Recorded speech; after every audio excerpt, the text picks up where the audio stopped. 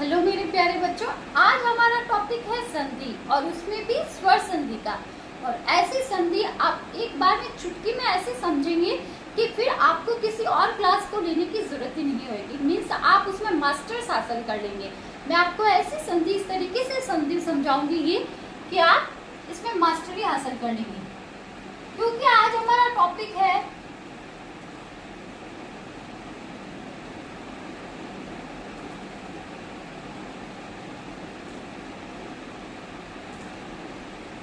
स्वर संधि। क्योंकि हमने बताया था कि स्वर संधि की परिभाषा क्या हो सकती है, स्वरों का स्वरों से मेल होने पर उत्पन्न परिवर्तन स्वर संधि कहलाती है।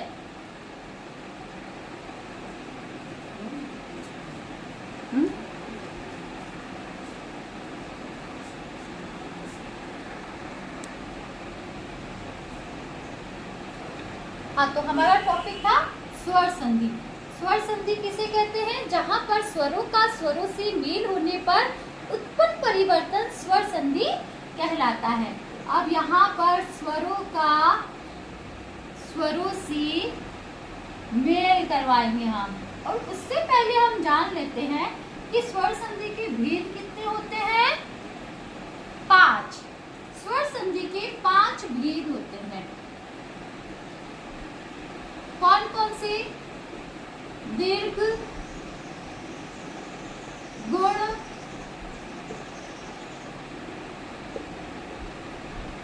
दीर्घ संधि, गुण संधि,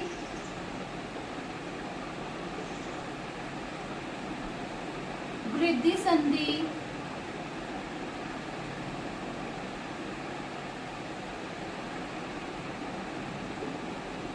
यण संधि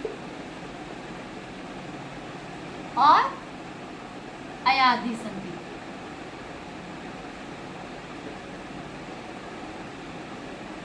तो यहाँ पर देखिए, स्वरों का स्वरों से मेल होने पर उत्पन्न परिवर्तन स्वर संधि कहलाती है। स्वर संधि के स्वरों के भेदों के कारण ही 5 भेद संपन्न हो रहे हैं। कैसे? दीर्घ संधि, क्योंकि हमें पता है कि कुछ स्वर ह्रस्व होते हैं और कुछ स्वर दीर्घ होते हैं, और उन ह्रस्व और दीर्घ स्वरों पर दोनों जगह दीर्घ स्वर का आदेश होता है।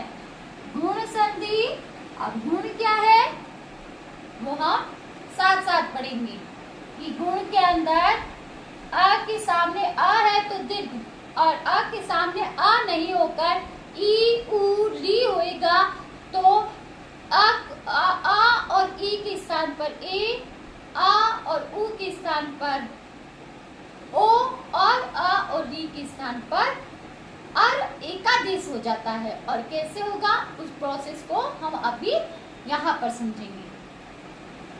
यण संधि, इक को यण आदेश होता है, ई को य, उ को व, री को र, परे असमान कोई भी स्वर होने पर। अच को अय आदेश हो जाता है, ए को आई को आय, और ओ को अव और औ को आव आदेश हो जाता है परे असमान स्वर होने पर। परे मतलब कोई भी स्वर होने पर। तो कैसे ये संपन्न होएगा, किस तरीके से ये संपन्न होएगा, इस सबको हम आज इस एक ही क्लास में समझेंगे। तो क्विक रिवीजन लेते हैं। स्वर संधि किसे कहते हैं? स्वरों का स्वरों से मेल होने पर उत्पन्न परिवर्तन स्वर संधि कहलाती है। स्वर संधि के 5 भेद हो सकते हैं: दीर्घ संधि, गुण संधि, वृद्धि संधि, यण संधि, अयाधि संधि। और ये किस प्रकार से संपन्न होंगे और इसके वेरियस एग्जांपल्स क्या है, बहुत सारे एग्जांपल से आज इस संधि को हम कंप्लीट करते हैं। तो ये डायग्राम आपको समझ में आ गया। अब हम चलते हैं इसके 5 भेदों की ओर, क्योंकि हमें पता है कि स्वर संधि के अंदर स्वरों का स्वरों से मेल होता है। स्वरों का स्वरों से मेल। अब अ या आ, क्योंकि ये सवर्णता लिए हुए हैं, ई और ई सवर्ण है, उ और उ, री, ए, आई, ओ, औ। हिंदी में ये 11 स्वर स्वीकार किए गए हैं। 1 2 3 4 5 6 7 8 9 10 11। अब ये ऋस्व ए ये दीर्घ आई नहीं है। ए अपने आप में अलग स्वर है, इनको सवर्णता की दृष्टि से नहीं माना गया है, ये सवर्ण नहीं है। इनके माहेश्वर सूत्र भी अलग होते हैं, जैसे ए औंगा आई औच, है ना। और इनको आ ई ऊना में ही अ आ ई उ स्वीकार कर लिया गया है। अब क्योंकि हमें स्वरों का स्वरों के साथ युद्ध करवाना है, स्वर संधि में स्वरों का स्वरों के साथ युद्ध करवाना है और एक भी स्वर अछूता नहीं रहेगा। आगे देखिए यहाँ पर अ या आ, ई या ई, उ या उ, री, ए, आई, ओ, औ।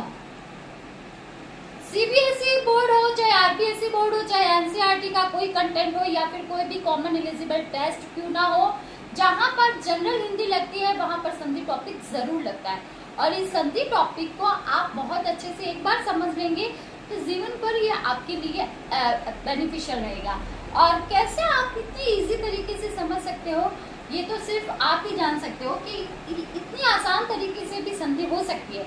इसके पीछे ये लॉजिक हो सकता है कि इसके पीछे क्या लॉजिक है, वो लॉजिक समझा रही हूँ मैं यहाँ पर। देखिए, स्वरों का स्वरों के साथ मेल होने पर स्वर संधि संपन्न होती है। ये हमने 11 स्वर यहाँ लिख लिए, ये हमने 11 स्वर यहाँ लिख लिए। अब हम देखते हैं अ या आ के सामने अ या आ हो, चाहे ऋस्व हो चाहे दीर्घ हो, चाहे दीर्घ हो चाहे ऋस्व हो, कोई भी हो, तो उनकी जगह आ हो जाता है।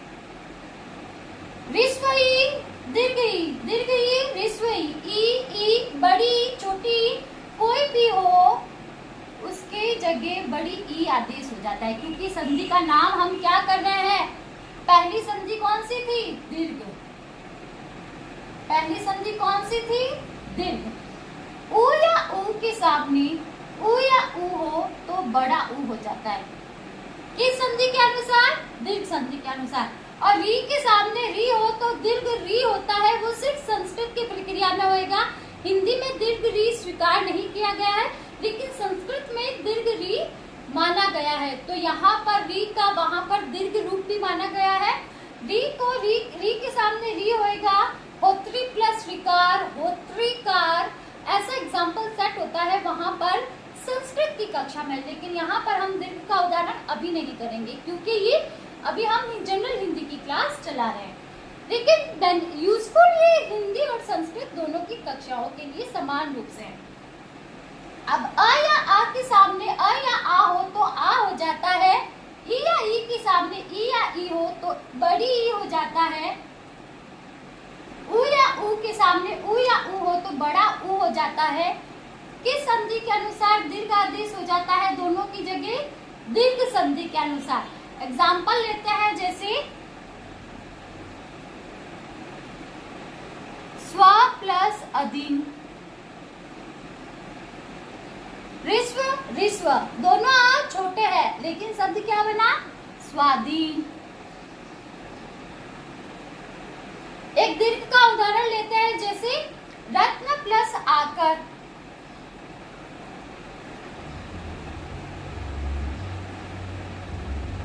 रत्नाकर। अब दोनों तरफ आ का उदाहरण देख लेते हैं, जैसे कि दया प्लस आनंद, दया आनंद। जैसे वार्ता प्लस आलाप, वार्तालाप।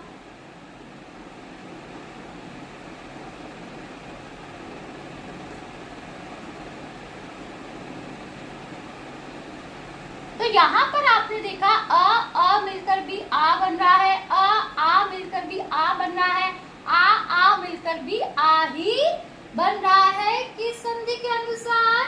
दीर्घ संधि के अनुसार। अब हम देखते हैं ई के एग्जाम्पल। ई के सामने छोटी ई या बड़ी ई के सामने छोटी ई या बड़ी ई कोई भी हो, उन दोनों की जगह बड़ी ई एकादेश होता है। दोनों की जगह एक ही बड़ी ई आदेश होएगा दीर्घ संधि के अनुसार। उदाहरण देखेंगे, जैसे रवि प्लस इंद्र,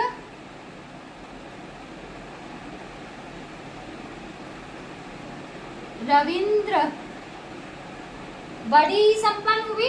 दोनों छोटी ई का उदाहरण देखते हैं, जैसे कवि प्लस इंद्र,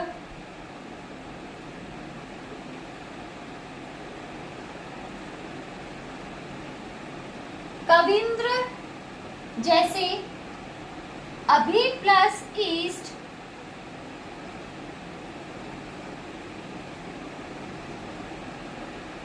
अभीष्ट। तो इस प्रकार से ई या ई के सामने ई या ई है तो बड़ा ई। अब ऊ या ऊ का उदाहरण देखते हैं, जैसे एग्जाम्पल के रूप में देखते हैं, जैसे गुरु प्लस उपदेश। छोटा ऊ शब्द क्या बना? गुरु उपदेश। जैसे सु प्लस उक्ति, अच्छी उक्ति, शब्द क्या बना? सूक्ति। तो संधि की जो प्रक्रिया है वो उपसर्ग, प्रत्यय, समास इन सब में संपन्न होती है। संधि की प्रक्रिया संधि युक्त पद, उपसर्ग, प्रत्यय, समास इन सब में इस्तेमाल किया जाता है। जैसे अगर सु उपसर्ग है और आगे वो किसी शब्द के साथ लग रहा है, जैसे वो अति उपसर्ग अधिक के साथ लग रहा था तो अत्यधिक बन गया। सु उपसर्ग उक्ति के साथ लग रहा है तो सूक्ति शब्द बन गया। यहाँ पर तो छोटा ऊ है लेकिन शब्द क्या बनेगा? सूक्ति। तो इस प्रकार हमने इन एग्जांपल्स के माध्यम से देखा कि अ या आ के सामने अ या आ है तो आ, ई या ई के सामने बड़ी ई, छोटी ई कोई भी हो तो बड़ी ई, और ऊ या ऊ के सामने ऊ या ऊ कोई भी हो, छोटा बड़ा, हर बार बड़ा ही आदेश होएगा दीर्घ संधि के अनुसार, और संधि संपन्न हुई पहला भेद। इतनी बात आपको समझ में आई? अब यहाँ पर दूसरी बात समझने की है कि अ या आ के सामने अ या आ आया तो दीर्घ हो गया। अब हर बार अ या आ तो नहीं आएगा। अगर अ या आ के सामने ई या ई आए, अ या आ के सामने ऊ या ऊ आए, अ या आ के सामने री आए, तो आ या आ और ई, अ या आ प्लस ई या ई मिलकर क्या बन जाएंगे? ए, अ या आ प्लस ऊ या ऊ मिलकर क्या बन जाएंगे? ओ, अ या आ प्लस री है तो क्या बन जाएगा? अर। इन दोनों की जगह एकादेश हो जाएगा। इन दोनों की जगह एकादेश क्या हो जाएगा? ये। इतनी बात समझ में आए? अ या आ के सामने अ या आ है तो दीर्घ। अब अ या आ के सामने अ या आ ना होकर अ या आ के सामने ई या ई हो, छोटी बड़ी कोई भी, तो दोनों की जगह ए एकादेश होएगा। अ या आ के सामने ऊ या ऊ छोटा बड़ा कोई भी हो, उसकी जगह दोनों की जगह ओ आदेश होएगा। अ या आ के सामने री हो तो वहां पर अर आदेश हो जाता है। जैसे यहाँ पर हम एक उदाहरण देखें, महा प्लस ऋषि शब्द और शब्द बना महर्षि, क्योंकि री जो है, आ जो है, इन दोनों की जगह शब्द बन गया अर। आ और री दोनों मिलके बन गया अर और शब्द बना महर्षि। तो इस प्रकार से यहाँ पर दीर्घ होगा, और जहाँ दीर्घ नहीं हो रहा है, अ या आ के सामने ई या ई है तो ई होएगा। एग्जाम्पल के लिए देखिए, जैसे रमा प्लस ईस क्या बनेगा? रमेश। और उसी प्रकार से और भी उदाहरण सेट हो जाएंगे।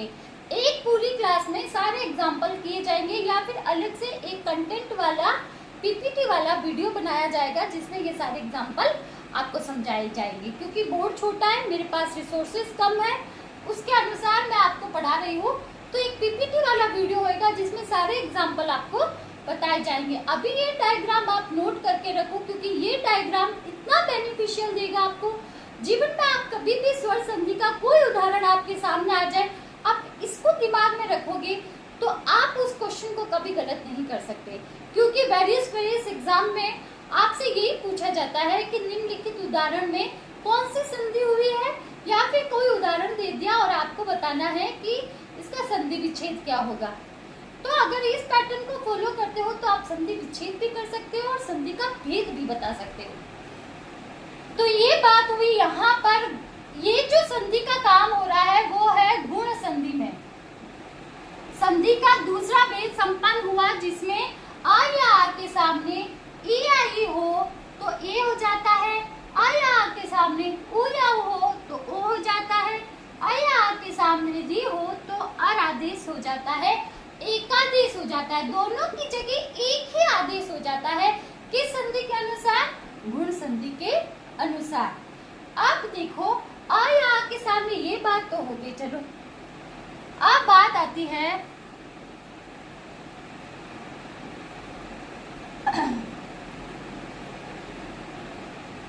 यहाँ पर मैं एक बार शॉर्ट रूप से लिख देती हूँ, ए ओ और अर आदेश हो जाता है गुण संधि में। आ या आ के सामने ई आ रही है तो दोनों की जगह ए, आ या आ के सामने उ या उ है तो दोनों की जगह ओ, आ या आ के सामने री है तो दोनों की जगह अर बन गया। अब आ या आ के सामने इस स्थिति के अलावा ए आए, ए या आई आए तो इन दोनों की जगह आई या आ के सामने ओ या औ आए तो उन दोनों की जगह आ ए आई, कोई भी स्थिति हो तो आई और औ ये दो संपन्न होंगे वृद्धि संधि के अनुसार। वृद्धि का मतलब है वृद्धि कर देना, बढ़ा देना। अब आ विश्व आ और ए होएगा तो भी आई बनेगा, आ और आई है तो भी आई बनेगा, आ और ए है तो भी आई बनेगा, आ या ओ है तो औ बनेगा, आ या औ है तो भी औ बनेगा, ओ है तो भी औ ही बनेगा। किस संधि के अनुसार? वृद्धि संधि के अनुसार। वृद्धि संधि के अनुसार तीन स्थिति हो सकती है, आ या आ प्लस ए या आई है तो दोनों की जगह क्या बन गया? आई। आ या आ प्लस ओ या औ है तो दोनों की जगह क्या हो गया? औ। वृद्धि आदेश हो गया। जैसे उदाहरण देखते हैं, जैसे मत प्लस ऐक्य, मत प्लस ऐक्य। अब यहाँ अ है और आई, यहाँ ए है और शब्द बनेगा मतैक्य। इस संधि को इन दो चोटियों के माध्यम से आप पहचान सकते हैं। जिस भी शब्द में इस तरीके से आई की मात्रा जुड़ गई 100% तक गारंटी है कि वो वृद्धि संधि का एग्जाम्पल है। एक उदाहरण ये हो गया मत प्लस ऐक्य मतैक्य, और जैसे महा प्लस औषधि। अब यहाँ पर भी औ है, आ और औ मिलकर भी क्या बनेगा? महौषधि। महौषधि। और जहां पर आपको औ की शब्द औ की मात्रा दिख जाए उस शब्द में निश्चित रूप से वृद्धि संधि हुई है। आप ये आइडेंटिफाई कर सकते हो वृद्धि संधि का इस ट्रिक के माध्यम से। तो आ या आ के सामने ए आई कोई भी हो तो आई वृद्धि आदेश होगा, आ या आ के सामने ओ औ कुछ भी हो तो औ वृद्धि आदेश होएगा। किस संधि के अनुसार? वृद्धि संधि के अनुसार। तो ये वृद्धि संधि का तीसरा उदाहरण, तीसरा संधि का भेद संपन्न हुआ। जैसे मत प्लस ऐक्य अ ए मिलकर आई बन रहा है मतैक्य। जैसे महा प्लस औ औषधि, आ और औ मिलके बन रहा है महौषधि। तो इस प्रकार, और ये जो कंटेंट मैं आपको बता रही हूँ इतना ऑथेंटिक है कि मतलब जो गुरुओं के भी गुरु है मेरी नज़र में, उन गुरुओं से मैंने सीखा है ये। और इतना यूजफुल कंटेंट मैंने आज तक अपने जीवन में ऐसे गुरु नहीं देखे जो अपने शिष्यों को इस तरीके से पढ़ाते हैं कि वो अपना जो भी ज्ञान है वो सारा उन पर समर्पित कर देते हैं। तो उनसे मैंने शिक्षा प्राप्त करते खुद लाभान्वित हुई, और आज मैं आप सबको यहाँ पर लाभान्वित कर रही हूँ। ये सोच कर ही मैं मन गदगद हो जाता है जब मैं सोचती हूँ कि उन गुरुओं से मैंने शिक्षा ली और आज मैं पूरे लोगों के सामने ये समझा रही हूँ। पूरा विश्व मेरे लिए एक प्लेटफॉर्म बन गया है। तो ये बात, और वहाँ उनके साथ उनके पास पहुँच भी सहज नहीं है। आप उनसे मतलब, और वो ऐसे गुरु है जिनका YouTube पर वो कोई इस तरीके से क्लासेस नहीं लगाते, मतलब वो लगाते हैं अलग तरीके से। मैं नाम नहीं ले सकती, लेकिन ये जो कंटेंट है बहुत ही रिच कंटेंट है, मतलब एकदम से साइंटिफिक या मैथमेटिकल कंटेंट है। अगर मैथमेटिक्स में आपको कोई रूल्स आते हैं और आप वो अप्लाई करते हो तो आपके आंसर जैसे 100% तक सही आते हैं, वैसे ही मैथमेटिक्स अप्लाई करने पर वो संस्कृत के यहाँ पर आप भी अप्लाई करोगे हिंदी में एज वेल एज, आपको 100% सटीक आंसर मिलेगा। तो इस प्रकार यहाँ पर अभी तक हमने स्वर संधि का इतना कचरा सारा देखा कि किस तरीके से स्वरों का स्वरों से मेल होने पर परिवर्तन हो रहा है। अ या आ, ह्रस्व या दीर्घ, अ या आ, ह्रस्व या दीर्घ आए तो दोनों की जगह दीर्घ ही आएगा। ह्रस्व दीर्घ ई, ह्रस्व दीर्घ ई कोई भी हो आमने सामने, दीर्घ ई ही आदेश होगा दोनों की जगह। ह्रस्व और दीर्घ उ, ह्रस्व और दीर्घ उ कोई भी हो, दीर्घ उ ही आदेश होगा। किस संधि के अनुसार? दीर्घ संधि के अनुसार। दूसरा उदाहरण था, अब अ या आ के सामने अ या आ है तो दीर्घ, अ या आ के सामने अ या आ नहीं होकर ई या ई है तो दोनों की जगह ए एक आदेश होगा। अ या आ के सामने उ या उ है तो ओ आदेश होगा। अ या आ के सामने री है तो अर एक आदेश होगा गुण संधि के अनुसार। तो इस प्रकार गुण संधि में जैसे रमा प्लस ईस रमेश, जैसे जैसे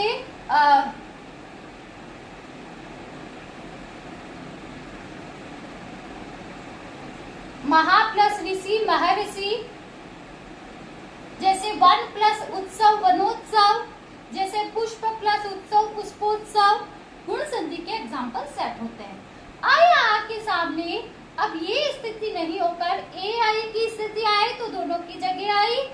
आ या आ के सामने इन स्थितियों के अलावा ओ या औ आए तो औ एक आदेश होगा। किस संधि के अनुसार? वृद्धि संधि के अनुसार। जैसे मत प्लस एकीय मतेक्य, वन प्लस औषधि वनौषधि, उसी तरीके से कई एग्जाम्पल सेट हो सकते हैं।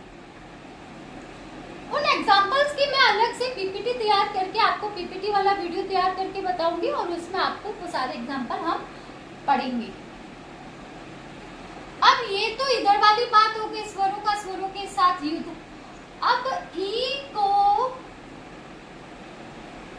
या, ऊ को ई या ई को या, ऊ या ऊ दोनों आएंगे इसमें, को व, री को र, मतलब ये इक प्रत्याहार में आता है। ई उ री, आई उड़ा रील री का, इक प्रत्याहार में ई उ री।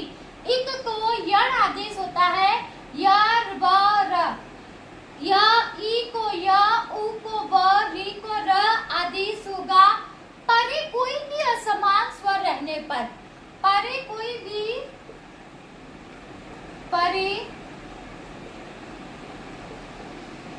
कोई भी असमान स्वर हो। अब अगर ई के सामने ई है तो दीर्घ ही होएगा, ऊ के सामने ऊ है तो दीर्घ ही होएगा, और री के सामने री है तो संस्कृत के अनुसार दीर्घ री ही होगा। लेकिन इसके एग्जाम्पल बहुत कम है दीर्घ री वाले के। वैदिक प्रक्रिया में तो बहुत मिल जाएंगे, लेकिन लौकिक प्रक्रिया क्रिया में कम है। तो आ ई या ई को सामने ई है तो दीर्घ ई, उ या उ के सामने उ है तो दीर्घ उ। इसके अलावा अगर ई के सामने ई के अलावा अ, उ, री, ए, ऐ, ओ, औ कुछ भी आए तो ई को तो य हो जाएगा। उ के सामने उ के अलावा समान स्वर के अलावा कोई भी असमान अ, ई, उ, आ, ई, री, ए, ऐ, ओ, औ कोई भी आए तो उ को तो व हो जाएगा और री को र हो जाएगा परे कोई भी असमान स्वर रहने पर। ये संपन्न होता है हमारी चौथी संधि यण संधि में। बहुत ही इंपॉर्टेंट संधि है। वेरियस एग्जाम में so many examples will come from this type of संधि। बहुत सारे एग्जांपल्स मैंने देखे हैं कंपटीशन के एग्जाम में। इवन मैंने भी जब 2015 में यण संधि का एग्जाम्पल आया था मेरे 2015 के फर्स्ट ग्रेड के पेपर के अंदर, जनरल हिंदी का जो कंटेंट था, जो 20 नंबर की जनरल हिंदी, 20 नंबर की जो जनरल इंग्लिश लगती है फर्स्ट ग्रेड के अंदर, यण संधि से एग्जाम्पल आया था। और यण संधि का एग्जाम्पल प्रीवियस कोई भी एग्जाम्स देख लो उन सब में आया हुआ है। तो ई को य, उ को व, री को र हो जाता है परे असमान स्वर रहने पर। मतलब ई के सामने ई समान होएगा तो दीर्घ। ई के सामने समान ई नहीं है, अ, उ, री, ए, ऐ कोई भी है तो ई को तो य हो जाएगा। ई कहेगा मैं तो य ही बनूंगा। अगर मेरे जैसा नहीं मिल रहा है तो मैं तो य बन जाऊंगा। उ कह रहा है कि अगर मेरे जैसा उ या उ नहीं है तो भाई मैं व बन जाऊंगा।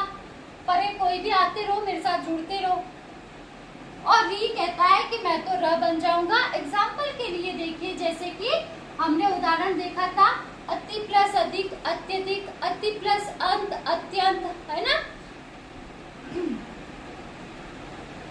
जैसे अति प्लस अंत। अब ई के सामने ई नहीं है, ई के अलावा कुछ और है तो ई को तो य हो गया और शब्द बना ये सिद्धि संपन्न हुई और शब्द बना अब हलंत हो गया अत्यंत। ई इस आप में जुड़ जाएगा। इधर वाले स्वर में कोई परिवर्तन नहीं होएगा, सिर्फ यही अपनी पोजीशन चेंज करेंगे। इन्होंने कंडीशन लगा दी कि हमारे जैसा कोई है तो हम दीर्घ हो जाएंगे। अगर हमारे जैसा कोई नहीं है तो आप हमारे साथ मिलकर ले जाओ, हम तो अपना रूप चेंज कर लेंगे। ई य बन जाएगा, उ ब बन जाएगा, री र बन जाएगा और संधि संपन्न हो जाएगी यण। और यहाँ पर जैसे एग्जाम्पल सेट हुआ अति प्लस अंत, अत्यंत। जैसे व का उदाहरण देखो, जैसे सु प्लस आगत। सु उपसर्ग है, मतलब अच्छी प्रकार से किसी का आगत आगमन करना।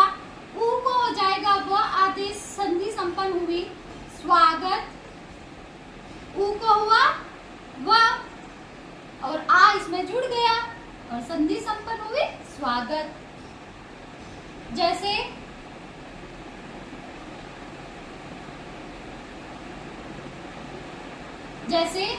शब्द है पितृ प्लस आदेश, पितृ प्लस आदेश। अब यहाँ पर री है और री कह रहा है कि मैं रा हो जाऊंगा अगर मेरे जैसा सामने री नहीं है। तो अगर यहाँ पर त प्लस री को र कर दिया तो शब्द बनेगा पित्रादेश। शब्द बना पित्रादेश। पितृ प्लस आदेश शब्द बना पित्रादेश। इस प्रकार से यहाँ पर संधि संपन्न हुई यण।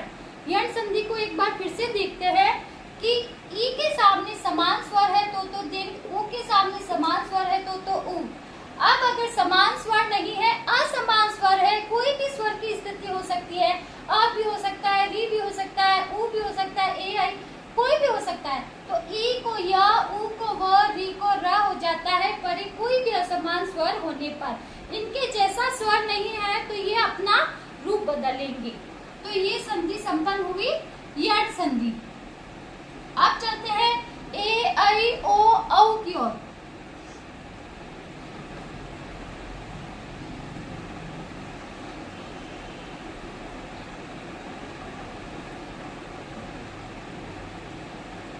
अब अब देखिए, अब ये जो संधि है लास्ट हमारी स्वर संधि ए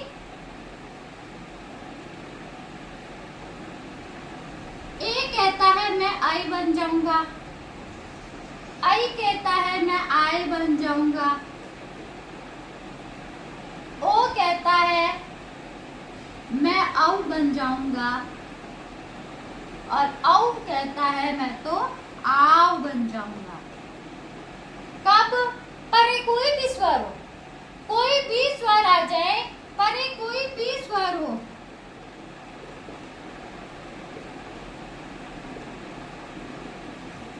परे कोई भी स्वर हो, और इस वाली स्थिति में अगर ए आई ओ औ आ गया, इस वाली स्थिति में ए आई ओ औ आ गया, तो वो कहता है कि मैं तो क्या बनूंगा, ए को आई आदेश हो जाएगा, आई को आई आदेश हो जाएगा, ओ को औ, औ को आ हो जाएगा परे कोई भी स्वर होने पर। जैसे उदाहरण के लिए देखिए, भो प्लस अन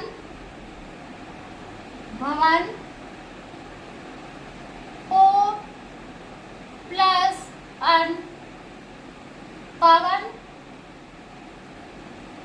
जैसे कि गेई, गेई धातु गाने अर्थ में, प्लस अक गायक, आई को आय बन गया और ये वाला इसी में जुड़ गया, आय, आई, ए को आई को आय, ओ को आव, औ को आव हो जाता है परे कोई भी स्वर होने पर, क्योंकि ये समान स्वर तो है ही नहीं, इनको असमान स्वर ही माना गया है। परे कोई भी स्वर होने पर ए को आई को आय, ओ को औ को आव हो जाता है परे कोई भी स्वर होने पर। जैसे कि उदाहरण के लिए देखेंगे, गई प्लस अक गायक, चई प्लस अक चायक, जैसे नई प्लस अक नायक, जैसे भो प्लस अन भवन, पो प्लस अन पवन। उसी तरीके से बहुत सारे एग्जाम्पल्स की मैं एक पीपीटी तैयार करके आपके सामने प्रस्तुत करूंगी आगामी कक्षा में। तो बच्चों, क्या आपको ये बेनिफिशियल लगी? क्या ये स्वर संधि के 5 उदाहरण आपको समझ में आए? और यहाँ पर संधि संपन्न हुई है 5वीं अयादी। अयादी संधि क्या कहती है? अयादी संधि का पतंजलि के अंदर एक सूत्र है, एचो अय वायावह।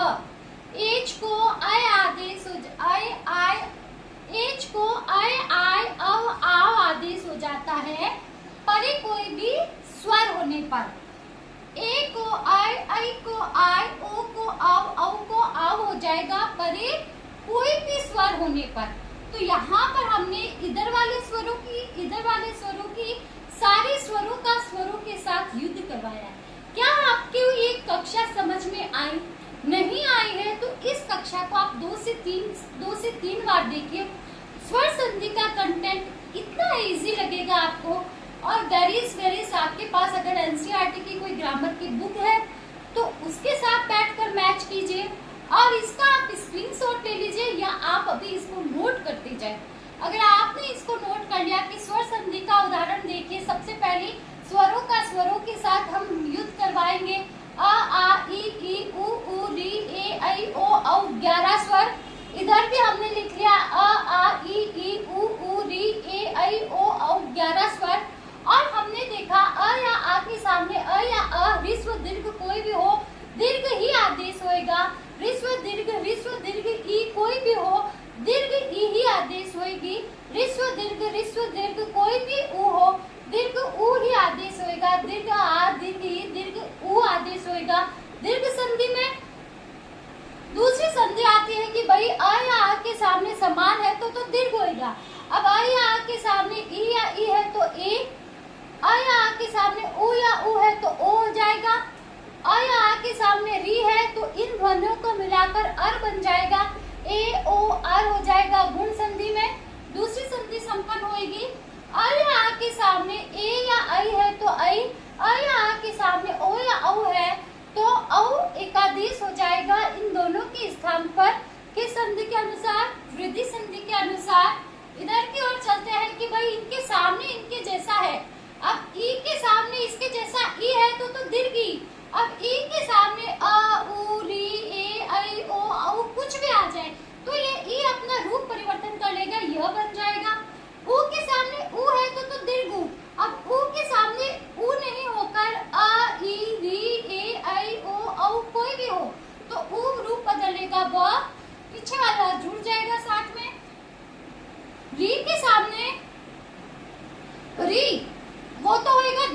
उस दीर्घ संधि का एग्जाम्पल सेट होएगा किसमें, संस्कृत में। यहाँ पर दीर्घ री नहीं माना गया है, तो यहाँ पर रूप संपन्न होएगा, री को र आदेश हो जाएगा, अ ई उ ए ऐ ओ औ कुछ भी हो सामने।